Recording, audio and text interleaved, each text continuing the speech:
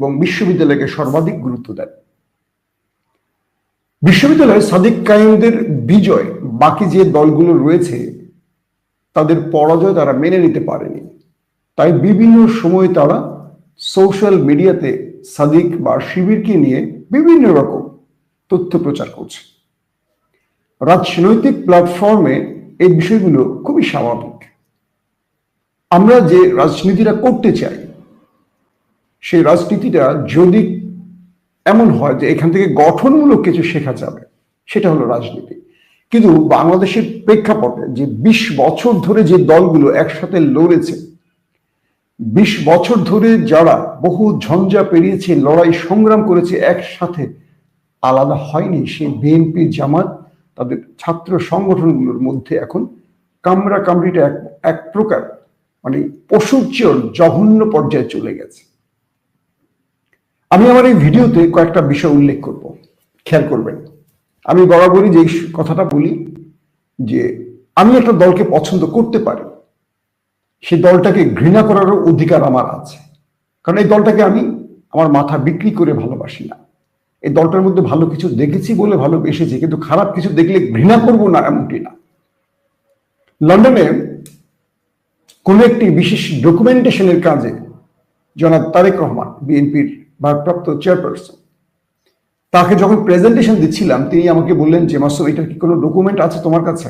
আমি বললাম যে ভাই আমার কাছে নেই। তাহলে এই পাঠটা বাদ দাও। আমি বললাম যে ভাই এটা ইতিহাসের পাতায় আছে, কিন্তু ডকুমেন্টেশন আমার কাছে নেই।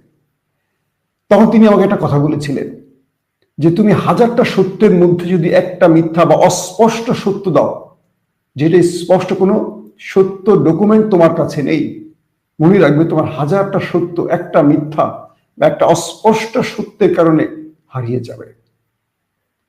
আমি দুজন ব্যক্তির কথা খুব মনোযোগ দিয়ে আমি আমার ভিতরে আত্মস্থ করেছিলাম। একজন জনাব তারেক রহমান, কারণ একটা লম্বা সময় তার ভালোবাসা বা তার স্নেহ পেয়েছি, তার হাতে অনেক কিছু শিখেছি। আরেকজন ব্যক্তি ডক্টর জাকির নায়েক, তার প্রোগ্রাম আমার সরাসরি দেখার সুযোগ হয়েছিল। তো আজকে যে বিএনপিটাকে দেখছি এটা তারেক রহমানের বিএনপি না। কেন যেন মনে হচ্ছে এটা পাড়াগাঁয়ের ওই যে ঝগড়াটে আছে না, বস্তির ঝগড়া করা কিছু দল, মানে কারণ অকারণে সকাল বিকাল ঝগড়া করে বাংলাদেশের রাজনীতিটা এইরকম পর্যায়ে চলে গেছে। মোনামি ম্যাডাম ঢাকা বিশ্ববিদ্যালয়ের একজন সম্মানিত শিক্ষিকা, তার বিরুদ্ধে আপনার কোনো অভিযোগ থাকতেই পারে, সেই অভিযোগে বক্তব্য আসতেই পারে। সাদিক কায়েমকে নিয়ে সোশ্যাল মিডিয়াতে যে ছবিগুলো ভাইরাল হয়েছে, ফ্যাক্ট চেকিং এ গিয়ে দেখা গেছে সবগুলো এআই দিয়ে বানানো পিকচার, একটারও সত্যতা নেই। একদিকে সাদিক কায়েমের চরিত্র হননের সঙ্গে মায়ের মতো একজন শিক্ষককে জড়ানো হলো। যারা এই ছবিগুলো ভাইরাল করেছেন, আমি আপনাদেরকে একটা সতর্ক বার্তা দিই। শেখ হাসিনা বেগম খালেদা জিয়াকে নিয়ে যথেষ্ট নোংরা ভাষা প্রয়োগ করতেন, কিন্তু জিয়া পরিবারের একজন সদস্য কখনো শেখ পরিবারকে নিয়ে একটা অশ্লীল বাক্য ব্যবহার করেনি। জীবনে তারেক রহমান বেগম জিয়াকে শুনবেন না, শোনেননি, কখনো শোনেননি যে শেখ হাসিনার চারিত্রিক বিষয় নিয়ে কখনো বক্তব্য রেখেছে। শেখ মুজিবের চারিত্রিক কোনো ব্যাখ্যা তারা তুলে ধরেছেন, তাদেরকে সম্মান রেখে তারেক রহমান কথা বলেছেন। তিনি গোপালগঞ্জে গিয়েও শেখ মুজিবের কবর জিয়ারত করেছেন। এই তারেক রহমান যার উপর এত জুলুম নির্যাতন করেছিল আওয়ামী লীগ। তো সেই শেখ হাসিনা বেগম জিয়াকে তার চরিত্র নিয়ে যথেষ্ট নোংরা ভাষা ব্যবহার করেছিলেন।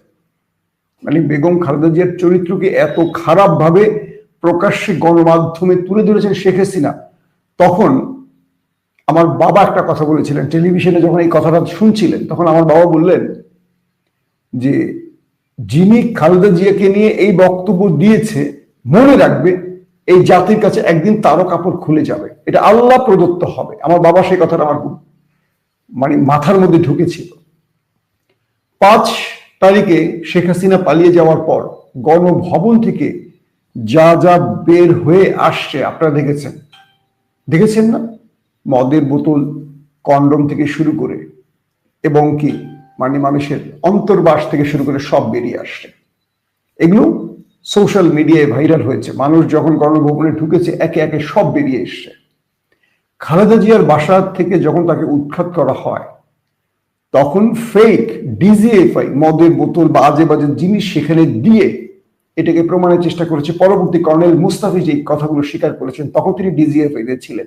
আপনারা দেখেছেন